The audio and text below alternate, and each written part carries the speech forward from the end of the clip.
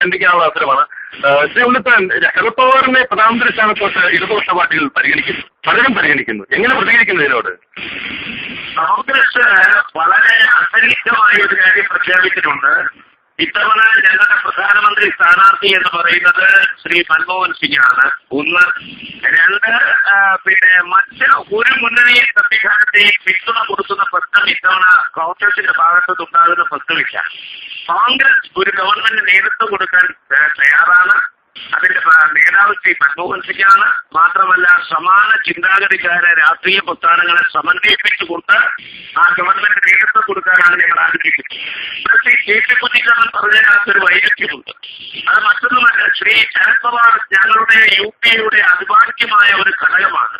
പക്ഷേ ശ്രീ ശരത് പവാറിന്റെ നേതൃത്വത്തിലുള്ള NCP UPയുടെ ഭാഗമായി നിൽക്കുമ്പോൾ തന്നെ കേരളത്തിൽ ഇടതുപക്ഷ ജനാധിപത്യ മുന്നണിയുടെ ഭാഗമായിരുന്നു NCP. കോൺഗ്രസിൽ നിന്ന് തെറ്റിപ്പേരി പോയവർ DIC ഉണ്ടാക്കുകയും ആ DICയുടെ നേതാവ് ശ്രീ മുരളീധരൻ NCPയിൽ ചേരുകയും ശ്രീ മുരളീധരൻ NCPയുടെ പ്രസിഡന്റായി മാറുകയും ചെയ്ത സാഹചര്യത്തിലാണ് ഇവിടെ ചില സംഭവവികാസങ്ങൾ കേരളത്തിലുണ്ടായിരിക്കുന്നത്. ഇത്തവണ ദേശീയ നേതൃത്വം എടുത്തിരിക്കുന്ന സമീപനം സംസ്ഥാന തലത്തിൽ മുന്നണികൾ വിപുലപ്പെടുത്തണോ എന്ന് തീരുമാനിക്കാനുള്ള അധികാരം അതാത് സംസ്ഥാന ഘടകങ്ങൾക്ക് കൊടുക്കുകയുണ്ടായി. കേരളത്തിൽ എന്തായാലും ഐക്യ ജനാധിപത്യ മുന്നണി നിലനിൽക്കുന്നത് കൊണ്ട് ഇന്നത്തെ പ്രത്യേക സാഹചര്യത്തിൽ ഇടതുപക്ഷ ജനാധിപത്യ മുന്നണിയെ എതിർക്കുവാൻ പ്രത്യേകിച്ച് ഈ മുന്നണി വികസിപ്പിക്കേണ്ട യാതൊരു കാര്യവുമില്ലെന്ന് കേരളത്തിലെ കോൺഗ്രസ് നേതൃത്വത്തിന് ഉത്തമ ബോധ്യമുള്ളത് കൊണ്ടാണ് ഈ മുരളീധരന്റെ നേതൃത്വത്തിലുള്ള NCP ഞങ്ങൾ ഇത്തവണ മുന്നണിയിൽ കൂട്ടാതിരുന്നത്. ഞങ്ങളുടെ മുന്നണിയുടെ ഭാഗമാണ്. മാത്രമല്ല, ഇത്തവണ ഒരു കാര്യം വളരെ വ്യക്തമാണ്. പന്നിട്ട് വീണ്ടും പറഞ്ഞു, ഞങ്ങൾ ആണവപ്പെട്ടത് 24 വർഷക്കാലമായി നിലനിൽക്കുന്ന ആണവ ഐക്യത്തിൽ നിന്ന് രാജ്യത്തെ രക്ഷിപ്പിക്കാനാണ് ഞങ്ങൾ. ശ്രീ രാജ്മോഹൻ, വയനാട് മണ്ഡലത്തിൽ ശ്രീ മുരളീധരൻ അതിശക്തമായ പോരാട്ടമാണ് കാഴ്ചവെച്ചതെന്നാണ് വയനാട്ടിൽ നിന്നുള്ള റിപ്പോർട്ടുകൾ. എങ്ങനെ കാണുന്നു താങ്കൾ വയനാട്ടിലെ മുരളീധരന്റെ സ്ഥാനത്ത്? മുരളീധരൻ 3ാം സ്ഥാനത്ത് വരുമെന്നാണ് ഞാൻ പ്രതീക്ഷിക്കുന്നത്. പിന്നെ അത്ഭുതങ്ങൾ സംഭവിച്ചാൽ 2ാം സ്ഥാനത്ത് ഒരുപക്ഷെ മുരളീധരൻ വന്നുകൂടായില്ല. പക്ഷേ MI ഷാനവാസ് വയനാട്ടിലെ പാർലമെന്റ് അംഗമായിരിക്കും. കേരളത്തിലെ പാർലമെന്റ് തെരഞ്ഞെടുപ്പിന്റെ ഫലം പ്രഖ്യാപിക്കുമ്പോൾ ഞങ്ങളുടെ ആദ്യത്തെ MP, കോൺഗ്രസ് ലിസ്റ്റിലെ ആദ്യത്തെ MP APCയുടെ general secretary Shri MI Shanavas ആയിരിക്കും. മുരളീധരൻ 3ാം സ്ഥാനത്ത് പോകേണ്ട ആളാണ്. ചിലപ്പോൾ 2ാം സ്ഥാനത്ത് വന്നു എന്ന് വരാം.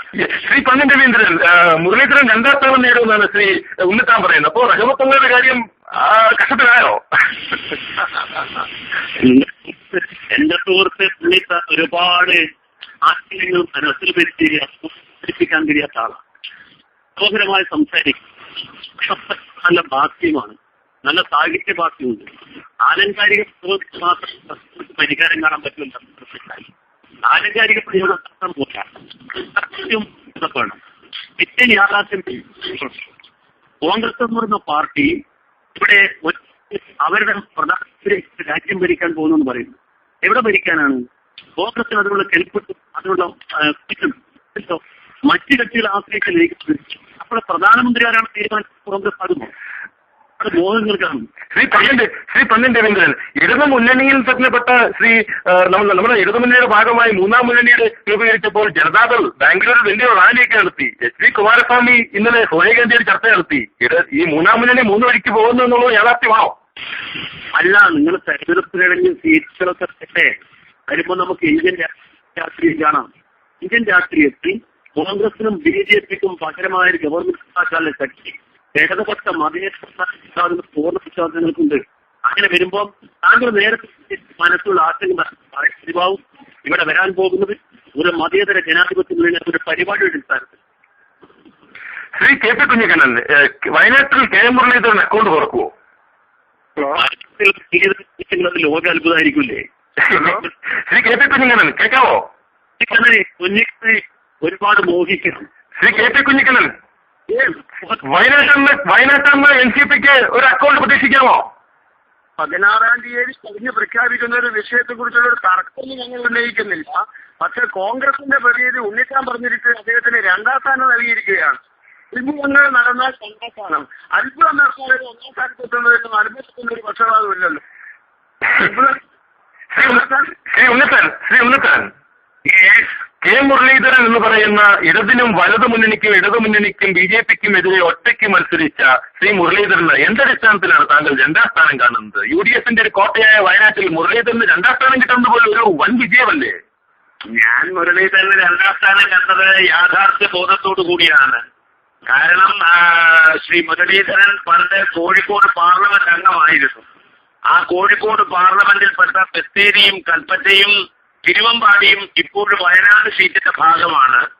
അധികമായി അവിടെ വന്നിരിക്കുന്നത് കണ്ണൂർ പാർലമെന്റ് സീറ്റിൽ നിന്ന് മാനന്തവാടിയും മലപ്പുറം ജില്ലയിൽ നിന്നുള്ള നിലമ്പൂരും വണ്ടൂരും അതുപോലെ തന്നെ അരീക്കോട് അടക്കുന്ന ഭാഗവും കൂട്ടിയാണ് വന്നിരിക്കുന്നത്. അപ്പൊ ഈ മൂന്ന് അസംബ്ലി മണ്ഡലങ്ങളുടെ വോട്ടർമാരുമായി മറ്റാർക്കുള്ളതിനേക്കാളും കൂടുതൽ അഭേദ്യമായ ബന്ധം ശ്രീ കെ മുരളീധരൻ ഉള്ളതുകൊണ്ട് വ്യക്തിപരമായി ശ്രീ മുരളീധരൻ അവിടുത്തെ വോട്ടർമാരെ സ്വാധീനിക്കാൻ ശ്രമിക്കുന്നത് കൊണ്ടാണ് ഇക്കാര്യം ഞാൻ പറയാൻ കാരണം.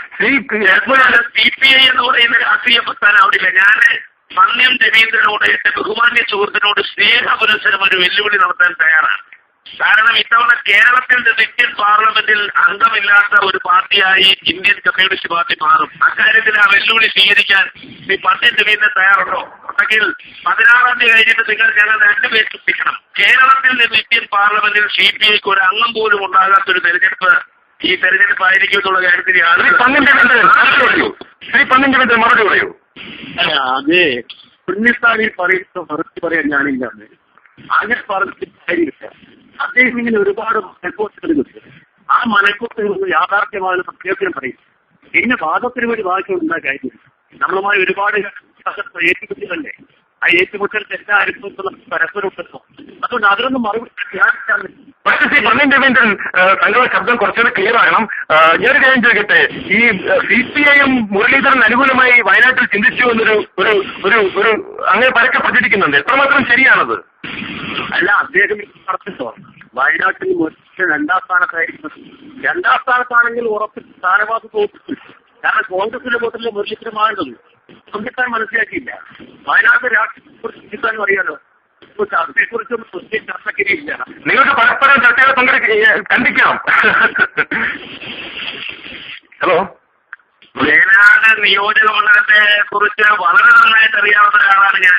ഈ ചർച്ചയിൽ പങ്കെടുക്കുന്ന ശ്രീ പണ്ഡിറ്റ് രവീന്ദ്രനേക്കാളും ശ്രീ KP കുഞ്ഞിക്കണ്ണനേക്കാളും. കാരണം ഞാൻ 3 പാർലമെന്റ് തെരഞ്ഞെടുപ്പിൽ പരിപൂർണമായി കോൺസെൻട്രേറ്റ് ചെയ്ത ഒരാളാണ്. അവിടെ 7 അസംബ്ലി മണ്ഡലങ്ങളിൽ നിർണായകമായ ഭൂരിപക്ഷം 7ലും കോൺഗ്രസിലുണ്ട്. അതുകൊണ്ടാണ് മാർക്സിസ്റ്റ് പാർട്ടി മത്സരരംഗത്ത് നിന്ന് പിന്മാറിയിട്ട് വീരേന്ദ്രകുമാറിന്റെ തലയിൽ ആ സീറ്റ് കെട്ടിവെക്കാൻ ശ്രമിച്ചത്. അദ്ദേഹം ജീവനും കൊണ്ടാണ് അവിടെ ഓടിയത്. ഈ